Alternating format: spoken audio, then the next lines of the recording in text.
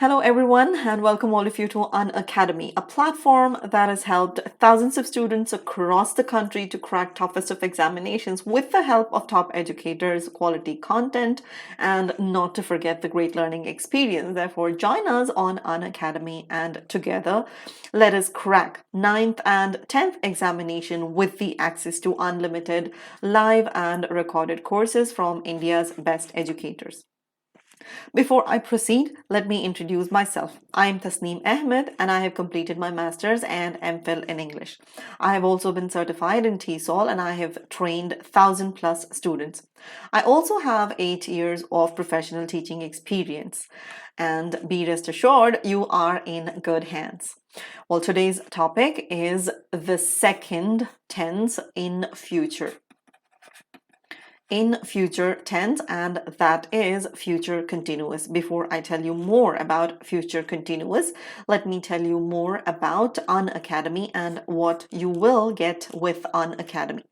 Well, for starters, you have daily live classes where you can chat with your educator, engage in discussions, ask your doubts, and answer polls all while the class is going on. Number 2, you have live tests and quizzes where you can evaluate your preparation with our regular mock tests and quizzes and get detailed analysis on your performance. Number 3, you have structured courses. All our courses are structured in line with your exam syllabus to help you best prepare for it.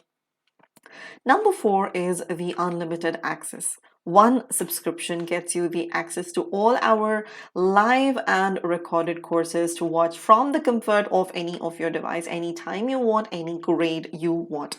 All you have to do is buy the subscription now and get the access to free live classes and start preparing with top educators and get the access to the comprehensive syllabus of any subject you prefer, be it mathematics, social science, Hindi, science, or English.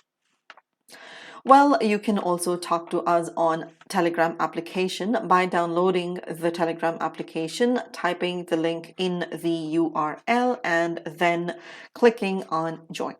After having done that, you will also have to download the Unacademy learning application. After having done this, comes the most important step of all, which is buying any one of these subscriptions available on Unacademy. Well, Unacademy offers you subscriptions starting from 1 month to 48 months. Well, as you go higher with the duration, these courses come with a discounted rate, which also go higher with the duration. Well, there is a 6 months course which comes with a 33% off discount, and there is a 12 months course which comes with a 50% off discount. And then there is a 24 months subscription which comes with a 58% off discount, and then you have the 36 months course which is available on 60% off discount, and then you have the 48 months course available on 67% off discount. Besides these discounts, you also have additional 10% off discount when you type the code TA01 when you proceed to pay. Well, all you have to do is select a subscription, either 6 months or 12 months, then type the code TA01, proceed to pay, and get that extra 10% and start preparing for your examinations. But if you were to ask my personal opinion, I would always recommend you to go with a course for 12 months subscription. Because if you were to choose the course which is available for 6 months course, well, let us say after having typed the code, you get a 44% off discount, and you will be paying 9,000 rupees only for 6 months. This is for 6 months. And you go ahead and you buy the subscription for the second time, and you end up paying additional 9,000 rupees for another 6 months, which means you end up paying 18,000 rupees for 12 months. And if you actually buy the course for 12 months, which is already available on a 50% of discount, and additionally with the code, you get 10 extra percentage, and you will only be paying 13,500 rupees for 12 months as opposed to 18,000 rupees. Therefore, make a wise choice. Take a wise call. Rather going for 6 months, go for a 12 months course and get the advantage of the discount, that is 50%, and take the advantage of the code TA01 and avail that extra 10% and take the course for 13,500 rupees and start preparing for your exams today with Unacademy. Let us now move on to today's topic, which is future continuous. Well, we started learning about tenses a week ago and we started preparing with present tense. We learned about present tense, we learned about past tense, and we have started with future. Now, I also told you that these are not the only 3 timelines that we have. We also have these 3 timelines are further divided into simple, continuous, perfect, and perfect continuous. And perfect continuous. Each of this timeline is further divided into 4 timelines like simple, continuous, perfect, and perfect continuous. And in total, we get 12 types of timelines, out of which we are done learning 8 types.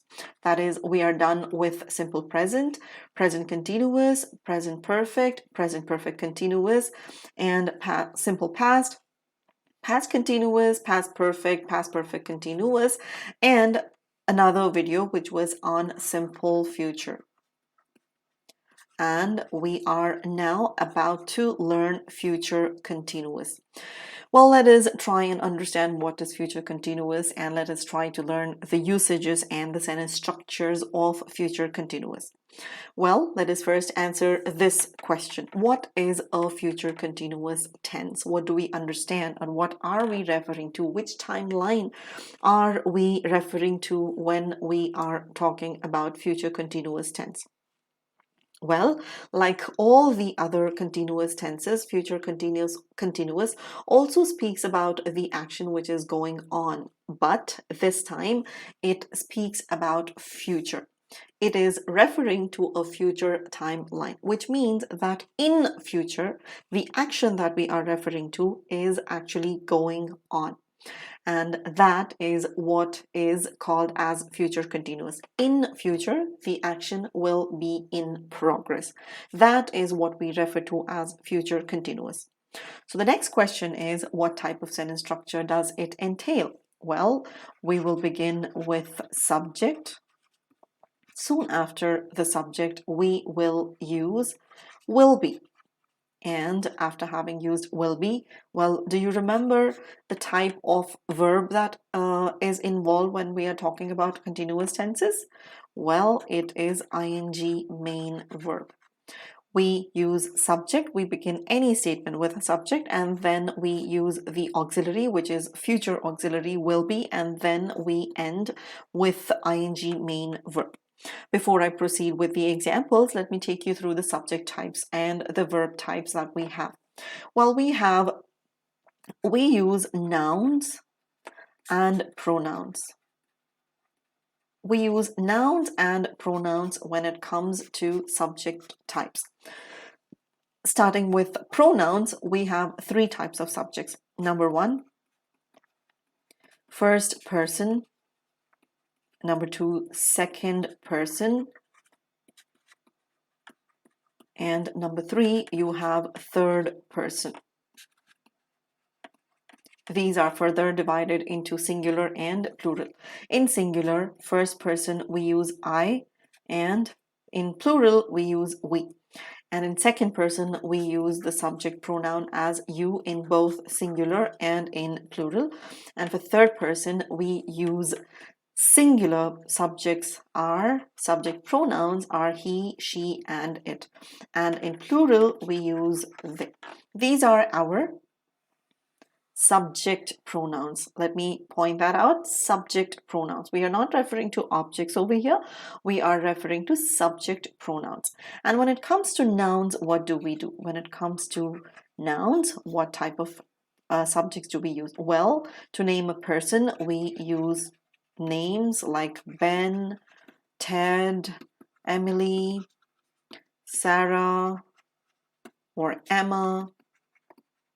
These are the names that we use in singular, and all these are referred to as third-person singular subjects. Things, we can use nouns like pen, bag, pencil, or we can also refer to as scale or book, anything. All the things that are involved that come under the category of noun. Then we have places like school, shop, or mall. All these are used in singularity. To use them in plural, we convert these into plurals like pens, bags, scales, books, schools, shops, and malls. Well, here to make the name of a person as plural, we combine them with a conjunction and it becomes our plural subject. So these are the two types of subjects, or that is subjects in nouns and pronouns that we use. Now, next is a verb. What is a verb? Verb is a verb is a word that denotes the action in a statement. And we have two types of verbs. Number one, we have main verbs.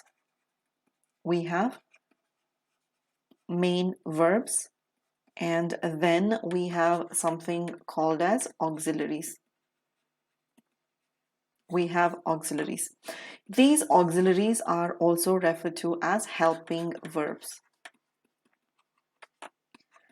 Before I talk about these helping verbs, let us discuss about the main verbs. Main verbs are verbs like sit, jump, eat, talk, walk, sleep, run, swim, etc. There are many different types of verbs, but then I'm sure these examples are enough for you to understand the types of verbs that the type of verb. Well, these are referred to as main verbs. Then we have something called as helping verbs or auxiliaries, where we have be verbs. Be verbs are verbs like is, are, and am, referring the present tense. In past tense, we have was and were, and in future we have will be, which we will be using in our future continuous now. These are used in present continuous, these are used in past continuous, and will be is used in future continuous. Besides be verbs, we have something also called as have, which entails verbs like has, have, and had. And we also have do verbs like do, does, and did. And then we also have modals, which come under the category of helping verbs or auxiliaries. And modals are verbs like can, could, shall, should, etc. All these are called as auxiliaries or helping verbs. And these are main verbs. They are referred to as helping verbs because these verbs help connecting a subject with the main verb. They help in connecting the subject with the main verb. That is why these are referred to as helping verbs or auxiliaries. Now let us move on to the next category, which is the 5 forms. We have 5 different forms of verbs. And supposing if we mention the verbs like save, or supposing if we take another word as search, or supposing if I take give, or if I take the verb steal. Now here, these verbs are referred to as root verbs. refer to as root, or we also refer to them as base forms, because this is how a verb is born. Now, after this, you add plus s to these verbs, and the verb save converts itself into saves, and search becomes searches, and give becomes gives, steal becomes steals. And when you add ing to this, the word becomes saving, searching, giving, and stealing. And then you have the past tense, where the past tense of save is saved, and the past tense of search is searched, and the past tense of give is gave. Unlike searched and saved, here we have a different word, gave, and the past tense of steal is stole. Now you have one more verb form, which is called as past participle, which is referred to as past participle. Now the past participle of save is saved, and the past participle of search is searched, and the past participle of give is given, and the past participle of steal is stolen. Now, the next question that you got to be asking over here is, what is the difference between these two verbs or forms? Now, if you take a look at save and search, the past tense and the past participles are similar. Similarly, searched and searched, they are similar. But when you take a look at the verb give and steal, here the past tense is gave and the past participle is given. And for the verb steal, the past tense is stole and the past participle is stolen. Now, the difference over here is, for these verbs, the past tense and the past participles are similar, whereas for these verbs, the past tense and the past participles are different. So when you have verbs with similar past tense and similar past participle, you refer to them as regular verbs. And when you have different past tense and different past participle, you refer to them as irregular verbs. Now let us move on to the next category, which is, oh, I'm so sorry, it is not past, it is future. Future continuous. We will be learning about future continuous, and let us take the examples which come under this category.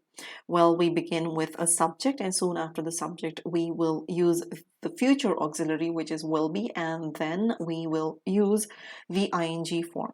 The examples, well, with the subjects I, we have I will be waiting. I will be waiting for the bus.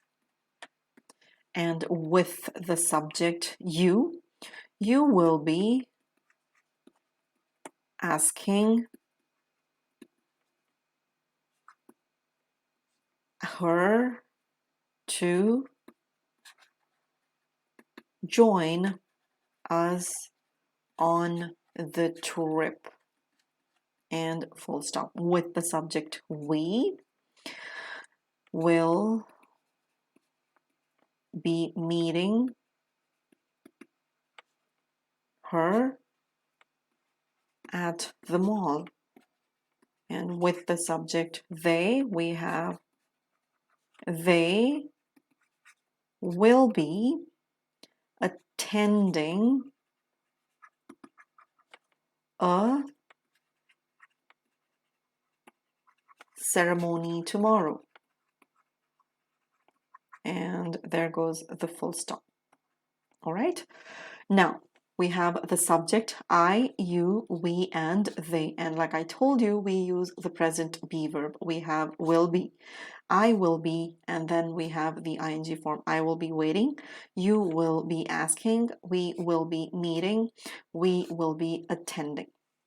Future continuous is used to refer a future action that is in progress but in future. I will be waiting for the bus is a future activity, but it hasn't completed, but then it is going on in future. Similarly, you will be asking, we will be meeting, they will be attending are all future references. What about he, she, and it? If you remember when we were discussing about present tenses, I told you that he, she, and it takes a plus s, but that is it. It only is used in present. And in past and future, this rule doesn't apply. Therefore, we do not use a plus s verb, but then we follow the same structure, which is subject, and soon after the subject, we use will be and then the ing main verb. So how do we frame the sentences then? We will be competing against, he will be against his rival, with the subject she. We will again use will be. She will be giving a lecture on psychology, and there you go. And with the subject it will be intriguing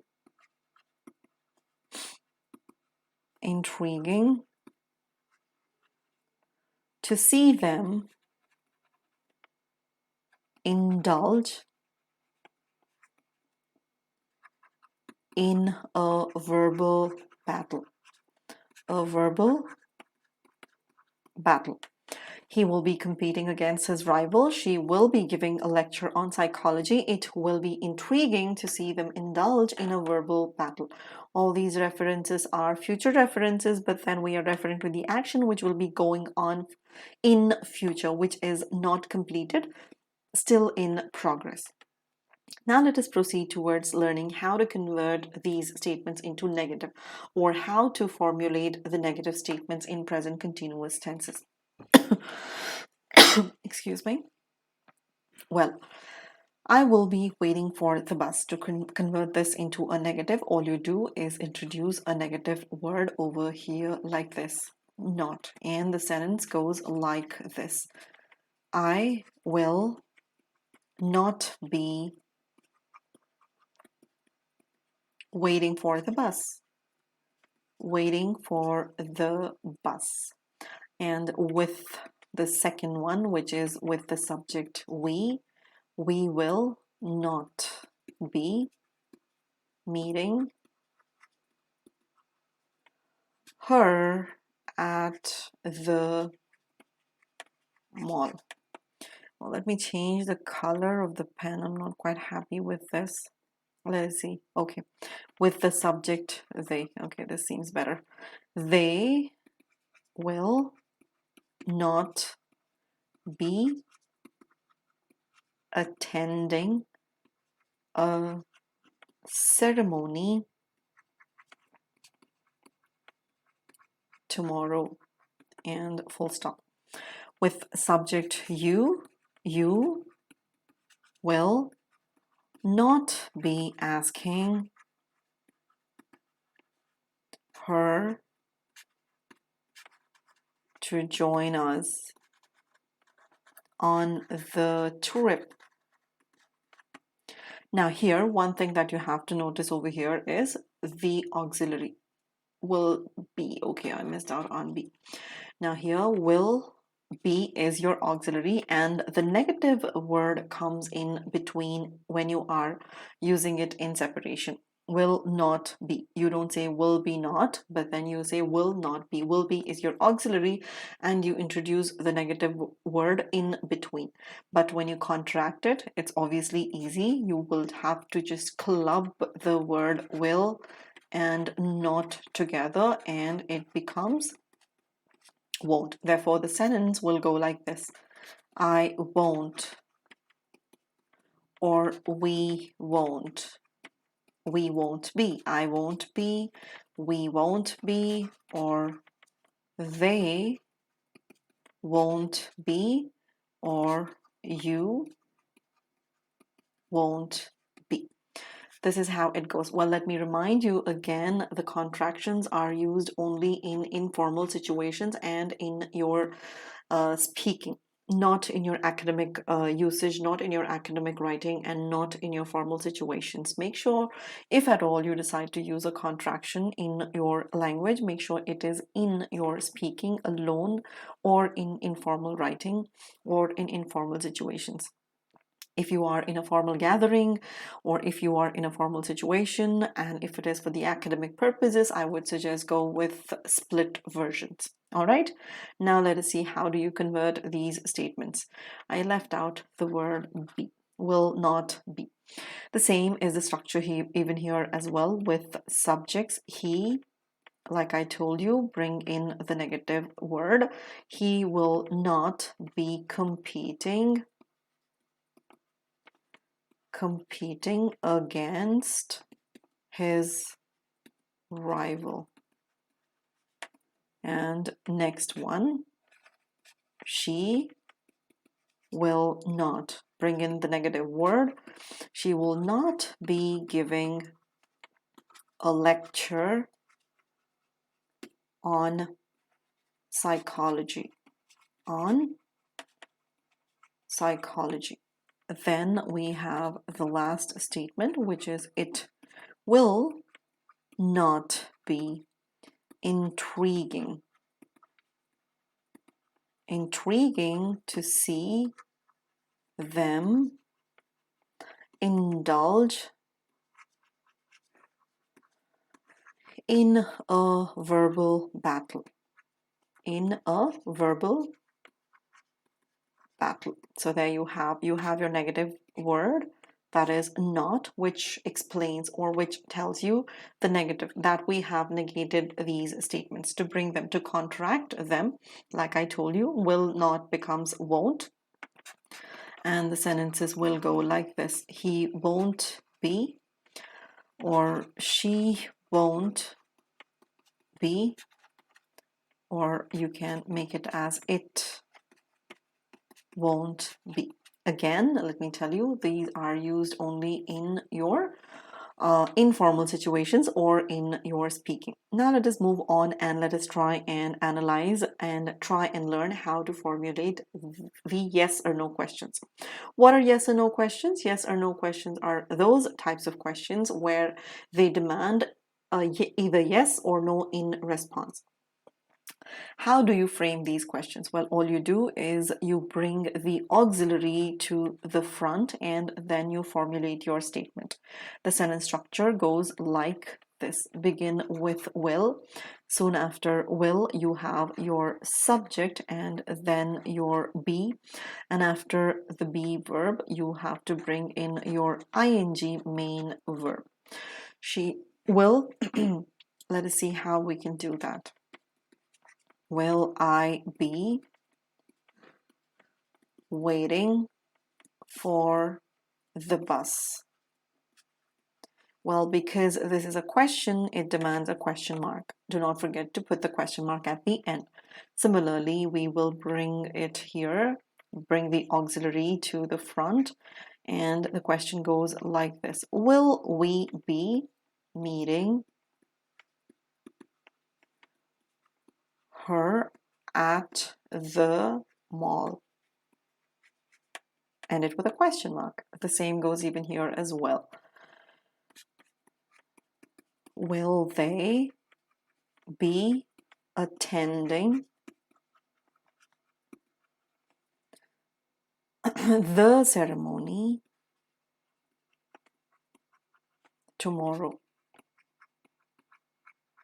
And there goes your question mark.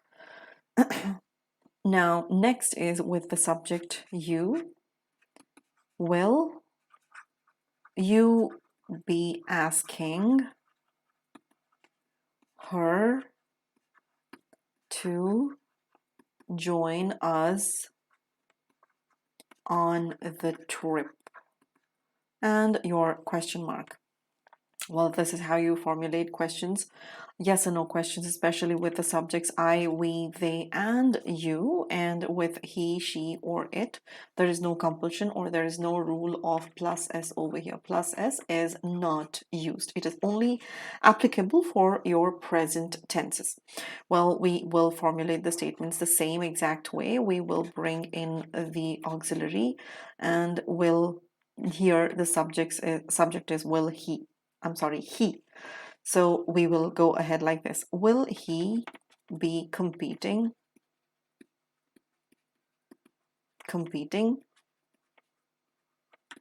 against, and is missing, against his rival? And do not forget to put that question mark at the end. Next is the subject with she, and it goes like this. Will she be giving a lecture on psychology? Question mark there. Next is with it, and there you go. Will it be intriguing to see them indulge in a verbal battle? And end it with a question mark. So this is how you form your yes and no questions with these different types of subjects. Moving on, we can also convert these statements, these questions, into negative questions with yes or no questions. How can we do that? And what is the sentence structure that we can use? Well, will is the beginning because this is a yes or no question. We begin with the auxiliary. After will, we have the subject. And then we have the negative word, which is not. And then we have be. And then we have the ing main verb. This is how the sentence structure goes. Let us see if we can change it with this structure. Like I told you, begin with will, and soon after the subject, it is, after the auxiliary, it is the subject. Will I, and bring in the negative word, that is not. Will I not be waiting for the bus? And end it with a question mark. Will I not be waiting for the bus? Or the next one is will we not be meeting her at the mall? There goes the question mark. And will they not be attending the ceremony tomorrow? Question mark. And the last one is, will you not be asking her to join on the trip? And there goes your question mark. So how do you formulate the negative questions? Will I not be waiting? Will we not be meeting? Will they not be attending? Will you not be asking? Well, you can, of course, contract will and not, and it becomes won't. It becomes won't I be. or won't we be, or won't they be, or won't you be. And then it goes on like the way the sentence goes. Again, let me tell you, contractions are only used in speaking and in your informal situations. Now let us proceed towards the third person singular subject. Let me remind you, no plus s. Plus s is applicable only in present tense. We will definitely follow the same structure that we followed with I, you, we, and they. That is, we begin with will, he, and to make it negative, we will introduce the negative word, which is not. He will not be competing against his rival. Against his rival. Do not forget to put the question mark. The same is the case with the subject she. Will she not be giving a lecture on psychology? And there you go, your question mark. The same is the case with it as well. Will it not be intriguing to see them indulge in a verbal battle? And there you go, your question mark. Now, how do you contract these? Well, when you contract will not, you get won't he be. And you get won't she be. And you get won't it be. You have your contractions as well, which you can use only in your speaking and in your informal situations, not in your academic or in your formal situations. Now let us move on and try and figure out how to formulate the WH words questions. Now, what are WH words? Well, WH words are words like why. Okay, let me change the strand. Let's see how this looks. Okay. Words like what, when, where, why, who,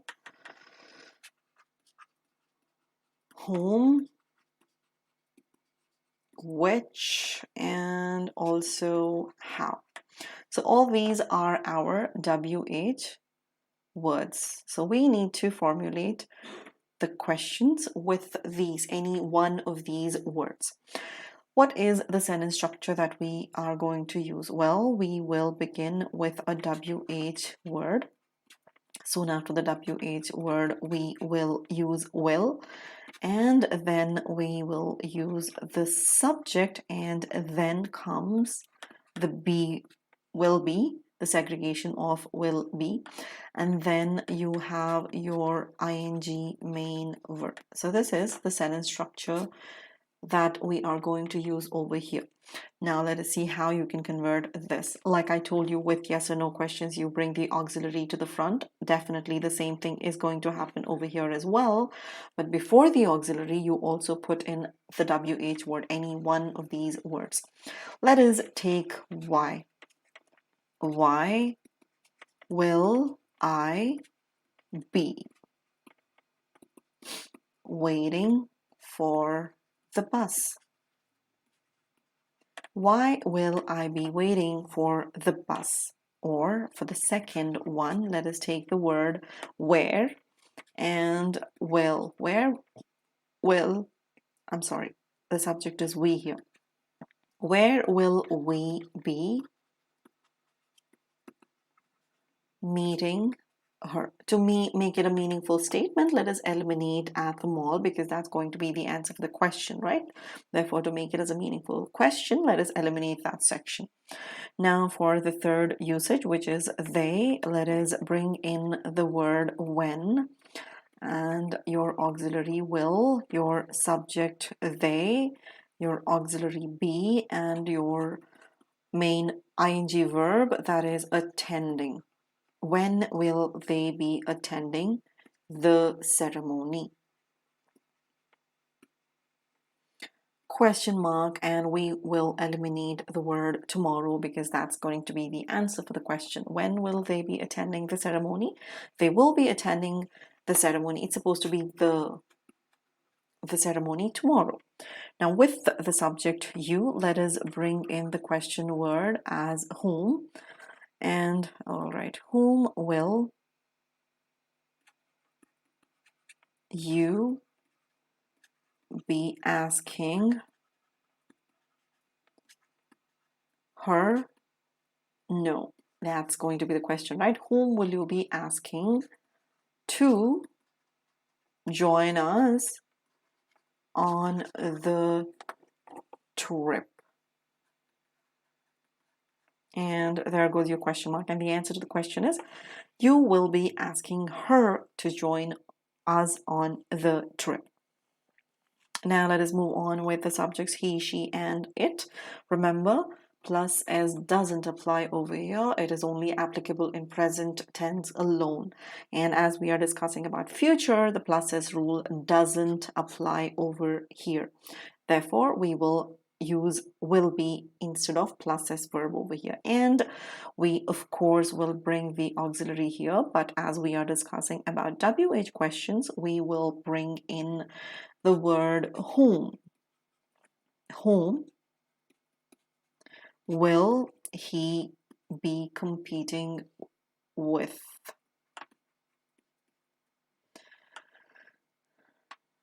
Competing with. And there goes your question mark. Whom will he be competing with? He will be competing against his rival. Next, let us take the word what topic. What topic will she be giving a lecture on? And question mark. She will be giving a lecture on psychology is the answer for the question. With the third statement, let us bring in the question word as why. Why will it be intriguing to see them indulge in a verbal battle? Indulge in a verbal battle. Do not forget to put the question mark over there. Whom will he be competing with? What topic will she be giving a lecture on? Why will it be intriguing to see them indulge in a verbal battle? These are our WH words questions. Now let us move on and let us see how to formulate the negative WH words questions. Well, the sentence structure goes like this. The WH word, and of course will comes, and then the subject, and here before bringing in not be, we will bring in the word not, and then the be, and then your ing main verb. This is the sentence structure that we are going to follow. So let us bring in the WH word, which is, let us say, why. Why will I not? Why will I not be waiting? Why will I not be, waiting for the bus? Question mark. The next one is, let us bring the same word. Why will we not be meeting her at the mall. And with the third one, we will again use the word why. Why will they not be attending the ceremony tomorrow? Question mark. And for the last one, we have who. Who will you not be asking to join us on the trip? There you go, question mark. And as these are negative, we can also contract will not and it becomes won't. And when you do that, we get the question as why won't I, or who won't you?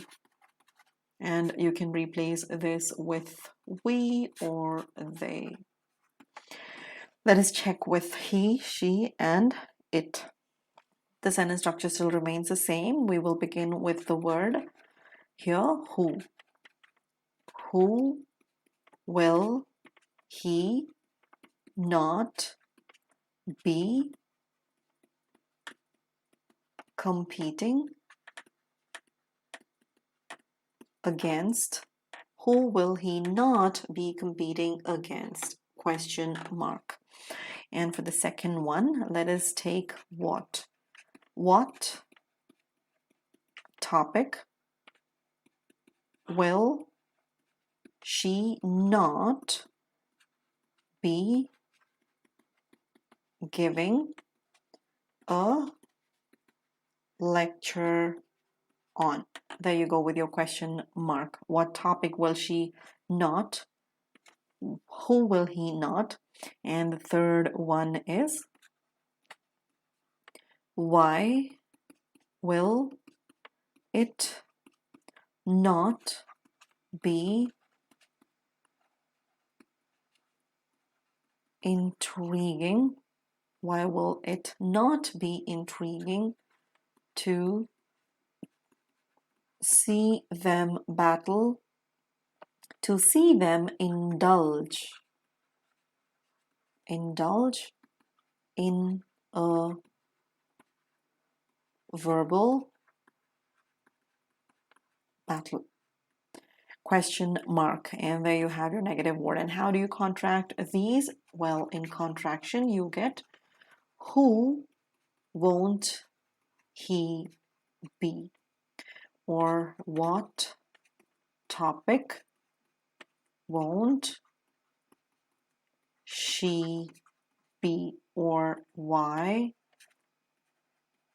won't it be intriguing? So you have the contracted versions over here, but remember, only in speaking English or when you are in an informal situation. Otherwise, no.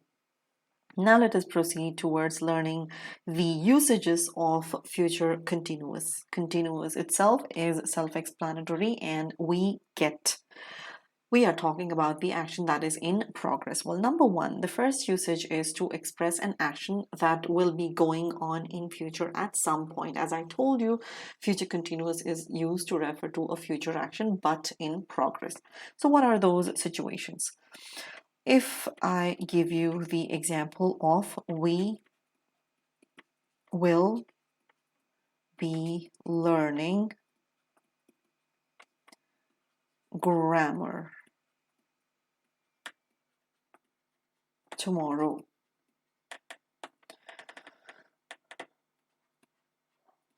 We will be learning grammar tomorrow. Or supposing if I say I will be teaching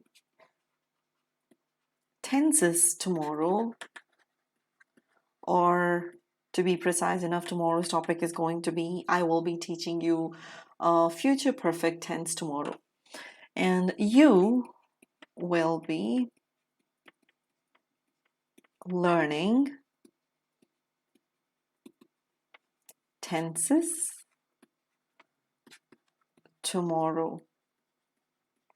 Full stop. And the other example will be, she will be attending the party. Let us say tomorrow. Now here are these scenarios. Let us take these into considerations. We will be learning grammar tomorrow. I will be teaching tenses tomorrow. You will be learning tenses tomorrow. She will be attending the party, let us say tonight or tomorrow. Now here, these situations we will be learning. I will be teaching. What exactly will I be doing at the same time tomorrow? I will be teaching you tenses, the continuation. Today we are learning future continuous. Tomorrow I will be teaching you future perfect. So we are referring to something that is going to happen in future. So these are future references. Moving on, we have the second usage, and this is a pretty lengthy explanation, therefore focus. Use the future continuous to indicate that a longer action in the future will be interrupted. The interruption is usually a shorter action in the simple present because the simple future cannot be used in clauses beginning with the time expressions, such as, these are referred to as time clauses. These are referred to as time clauses. And time clauses which begin with when, while, before, after, by the time, as soon as, if, unless, because these refer to time. Instead of simple future, we use simple present. Let me give you the example. When two actions are being mentioned, one action will be referred in continuation. The longer action will be referred in continuation. The shorter action, instead of referring that in future, simple future, we are going to use simple present. Let me give you the example and then talk about the explanation or the usage. I will be waiting. I will be waiting when you arrive tonight. Put a full stop here. Now here, okay, let me write all the examples, then together I will explain you. Next one is, she will be setting the table when you knock at the door. There you go, full stop. And another example would be, I will be practicing. I will be practicing on the field when you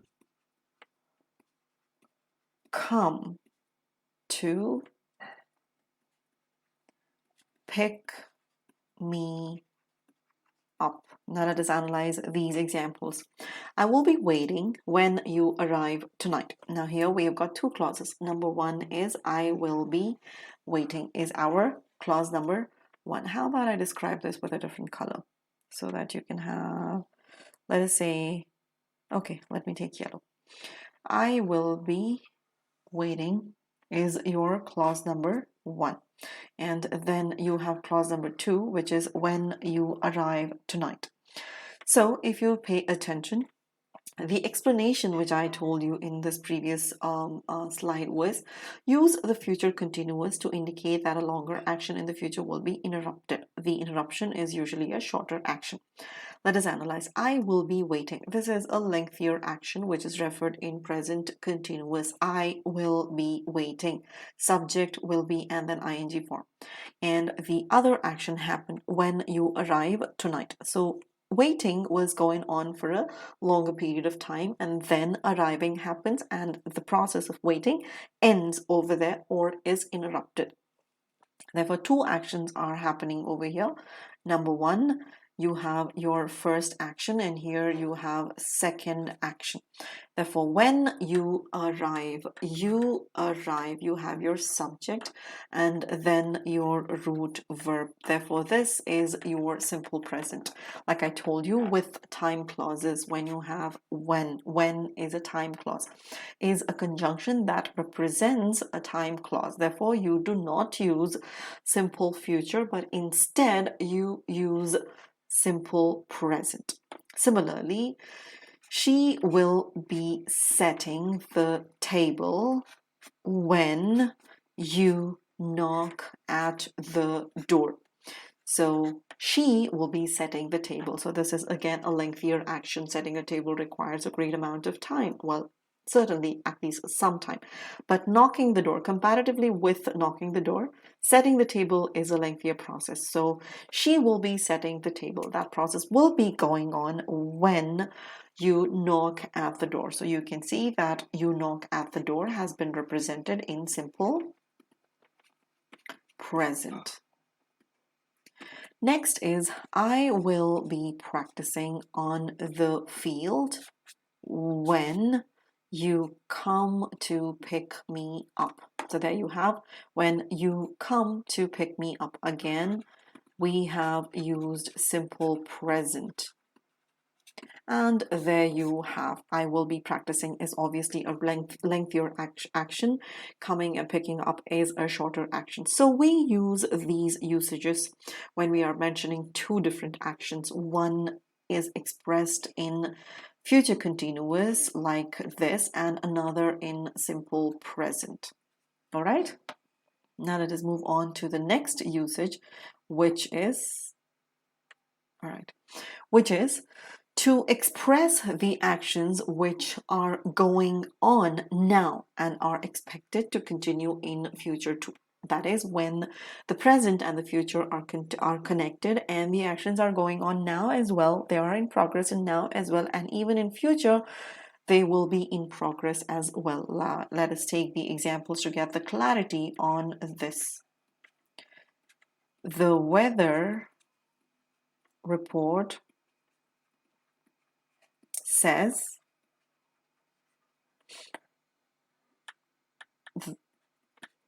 that, okay, I forgot about the condition, that it will be raining. It will be raining like this for next few days. Okay. The weather report says that it will be, okay, this I am going to use. Okay, now first let me write all the examples before I explain so that I can switch the color of the pen. We will be working. We will be working from home for another few months. And the other example would be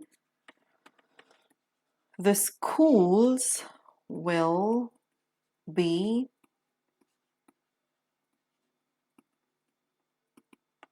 functioning online in future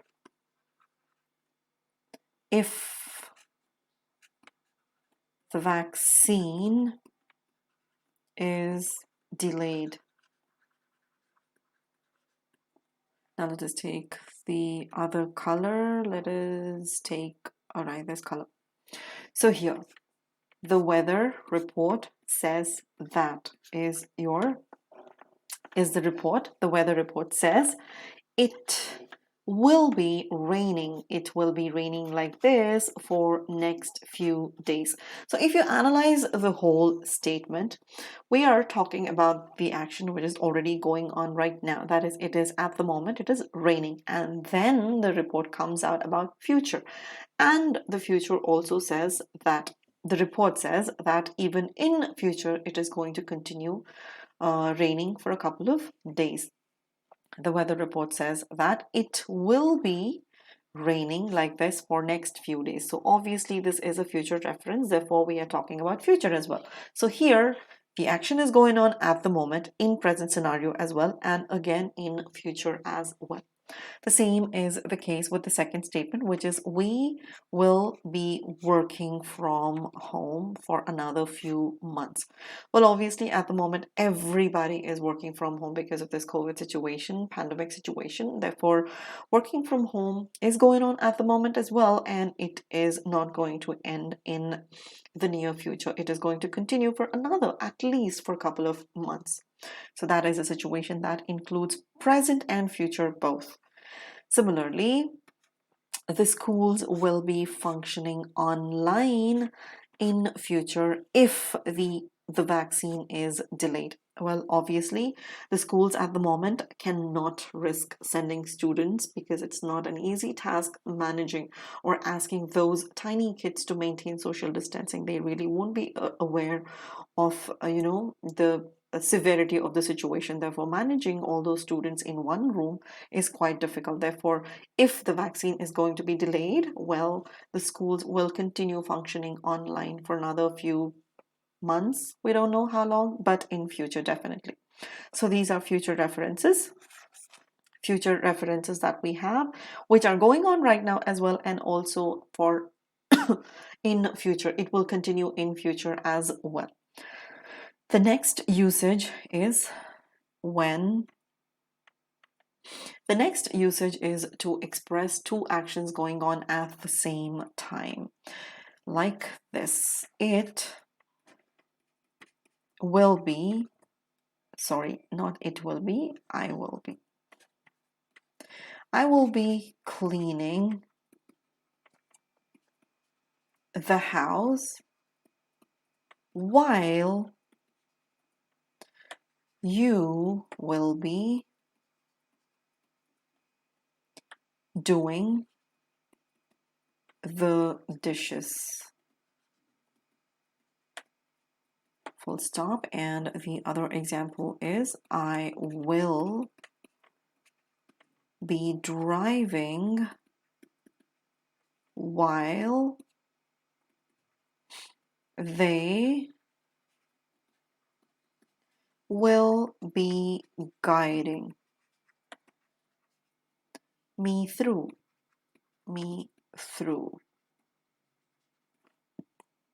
The other example is they will be singing while we will be dancing. There you go, full stop. So let me switch the color. Okay. I will be cleaning the house while you will be doing the dishes. Both the actions are happening simultaneously at the same time. In one point, there is in another place, one person is cleaning, whereas the other person is actually washing the dishes or doing the dishes. So both the actions are happening at the same time, and we use the conjunction while to combine them, and this is how we express two actions at the same time in future continuous. Similarly, I will be driving while they will be guiding me through. I will be driving is one action in future continuous. They will be guiding me through is another future action which is happening at the same time, simultaneously at the same time, and we have combined it with while. Similarly, they will be singing while we will be dancing. So there you have another connection. They will be singing and other people will be dancing. Two different actions happening at the same time, and we have used the conjunction while over here to show that. Now let us move on to the next thing, next usage, which is not a usage but then an exception, which is to describe a definite future action or a scheduled activity for which we have already made a plan and we are pretty sure that the event will happen in the future. We do not use future continuous, but instead we use present continuous. Does it ring a bell? Well, when we were learning about present continuous, did I not tell you that when you are speaking about a future activity, future event, especially a scheduled event, I told you that we do not use a future activity. Even though it is a future activity, we actually do not use future continuous tense or future tense, but instead we use present continuous. And that is what we are doing over here. This is the exception. It is a future event. It is a future action that we are referring to, but because it is scheduled, meaning the chances of that action or that event getting cancelled is almost nil. In that particular situation, you in fact bring in present continuous and not future continuous. For example, I am meeting my friend tomorrow. I am meeting my friend tomorrow, or we are eating out tonight. And with she, we are going to use plus s verb. Remember, with present, because we are talking about present tense over here and not future. And I told you in present tense, we always use plus s. So here you have your plus s. She is coming home today. She is coming home today. Let me give you another example, which is you are hosting a party this Saturday. Now let us analyze these examples by I am meeting my friend tomorrow. Obviously, it is a future reference, isn't it? No doubt over there at all. But then you are pretty sure about this event. You are definitely going to meet your friend tomorrow. You have made all the plans and there is no chance of this action actually getting cancelled. Therefore, you use present continuous even though it is a future action. Similarly, we are eating out tonight. She is coming home today. You are hosting a party this Saturday. All these are future actions, but then these actions are not going to get cancelled at any time. They will definitely happen. They are scheduled. Therefore, we are using present continuous rather using future continuous. So this we need to keep in our mind when we are referring a future continuous. Future activity, which is a scheduled activity, we are going to use present continuous instead of future continuous, even though it is a future action. Now let us move on and let us know more about tentative situations. What is the meaning of tentative? Tentative means when you are referring to the actions which are most probably going to get cancelled. When we say scheduled activities, we are referring to those actions or those activities which are not going to get cancelled. But when you say tentative, it means that the possibility of those actions getting cancelled are more. The chances are high of those actions getting cancelled. So examples would be, let us say, I will be meeting my friend tomorrow. And full stop. She will be coming home today. Full stop. Okay, that doesn't look like a full stop. Full stop. And another example which I can give you is we will be eating out tonight. These are very minute things, all right? These are very minute things, but then grammar is so much, so deep. When you go in, there is, there are so many number of things. Well, these are very minute things. You are referring to a tentative action that chances of this action not happening are high. I will be meeting my friend tomorrow. Well, you are referring to an action which you could cancel as well. She will be coming home today. Possibility of cancellation is more tentative, not sure, not scheduled. We will be eating out tonight. Well, you're thinking about it, you haven't scheduled anything yet. But when you're sure, you say, I am meeting my friend tomorrow. We are eating out tonight. She is coming home today. These are scheduled actions, and these are the actions which are not scheduled, but you are only thinking, and the possibility of these actions getting cancelled the chances are high. So here we are going to use future continuous when you are not sure or to refer to a tentative action. All right, now let us move on to the next one. To speak about imminent actions, we use imminent actions as in when you are referring to those actions which are about to happen any minute, in another few minutes. Imminent as in immediately, in a few minutes. The sentence structure that we use over here is we use subject, we use present be verbs is, are, am, and we use going to, which refers future, and then we use root verb. So how can we use this? Let me give you the example. I am going to call her right away.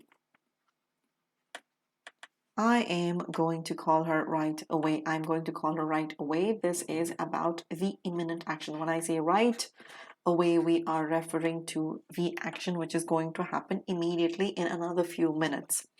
Next example would be it is. Remember, with third person singular, what do we use? We use plus s when it is about present tense.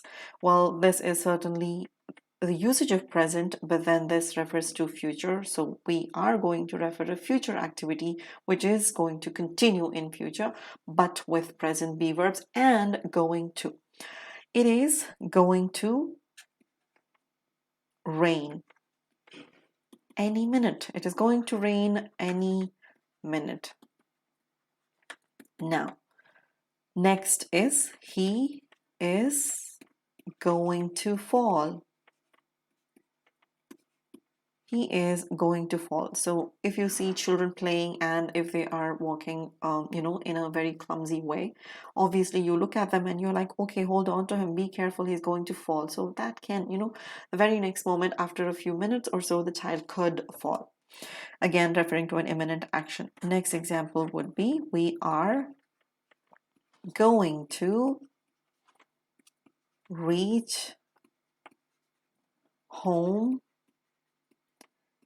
in a few minutes.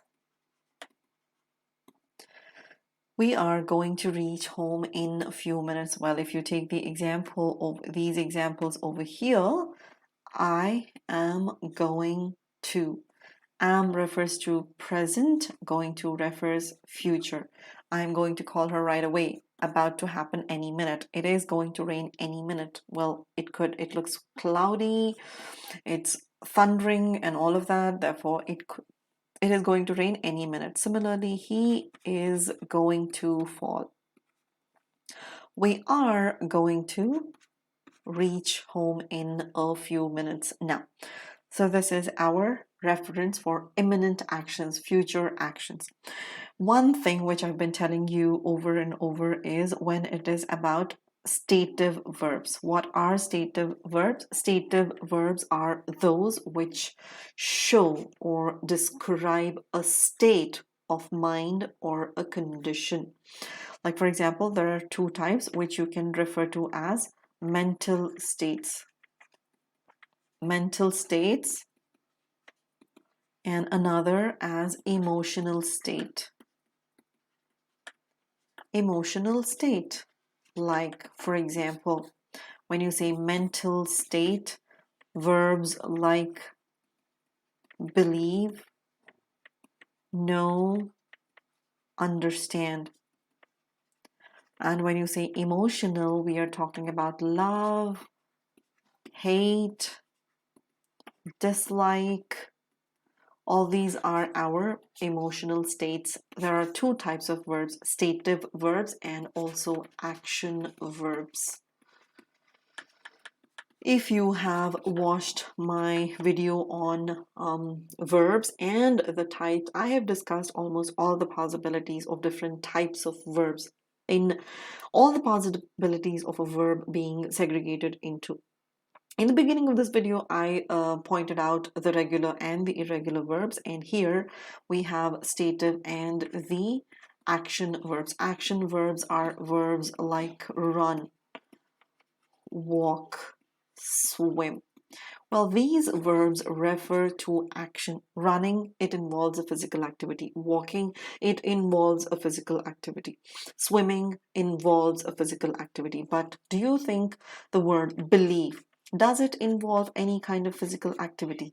Of course not. It is a mental action. It is a state of your mind. Similarly, no, it also is a state of your mind. Understand, that also is a state of your mind. Similarly, when you take the verbs like emotional states, you have verbs like love. It's a feeling that you have to feel emotionally. Hate, another feeling that you have to feel emotionally. Dislike, another feeling that you can feel, which does not include any physical activity. Therefore, we call these verbs as stative verbs. We call them as stative verbs. And the reason we are discussing about stative verbs is because we do not use these verbs in any continuous tense. We do not use them in present continuous. We do not use them in past continuous. We do not use them in future continuous. We do not use them in present perfect continuous. We do not use them in past perfect continuous, and we do not even use them in future perfect continuous. Stative verbs are not used in ing forms. You need to remember this. That is the reason we are referring to stative and action verbs. Now let us move on and know about all the continuous tenses that we have. Well, how many continuous tenses do we have? We have three. Number one, we have present continuous. Then we have past continuous. And then we have the future continuous, which we just learned. We have future continuous. These are our three types of continuous tenses. Well, present continuous, past continuous, and future continuous. The word is self-explanatory, and you use the ing forms in all the three tenses. And in all the three tenses, we are referring to the action which is in progress, which is going on, which has not ended. When we say present continuous, we are referring to an action that is going on in present. When we say past continuous, we are referring to an action that is going on in past. When we say future continuous, we are referring to an action that is going on in future. It hasn't ended. The sentence structure that we use in these tenses are: present continuous takes subject. Soon after the subject, we use is, are, am, and then we use the ing main verb. In past continuous, we begin with subject, and here is, are, am gets converted into past, like was and were, and of course we use the ing main verb. The only change that happens is from is, are, am to was and were. Then you have the future continuous, where you begin the statement with subject, and the auxiliary which you use over here is will be, and then of course the ing main verb.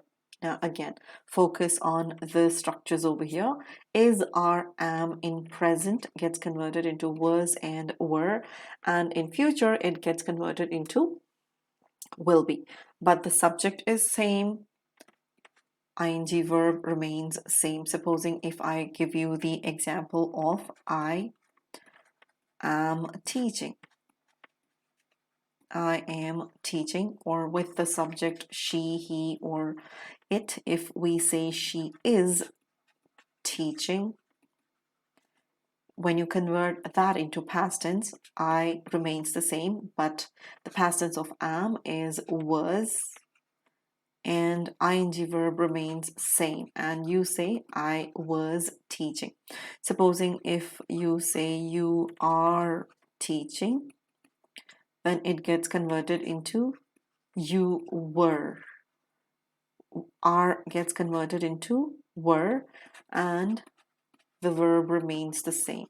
She and is gets converted into was, therefore she was teaching. And to convert these statements into future, I, you, and she, they all remain the same, and the verb is will be, and the verb remains the same. So this is the only difference. Well, the action is still in continuation. The only changes that they assume is, are, am gets converted into was, were, and then will be. Subject, ing forms remain intact. So this is all about continuous tenses. Well, that's all for today. Well, thank you very much for watching. It has been a lengthy video. Leave your comments below and let me know whether you have understood or not. Well, subscribe if you haven't already. Hit that bell icon if you haven't already. And most important thing of all, use the code TA01 to get that extra 10% off discount if you were to buy the course. Let us crack CBSE 9th and 10th examinations with Unacademy. Join our Telegram group for the latest updates on our upcoming videos. Well, until I meet again with another video, have a good day. Bye-bye.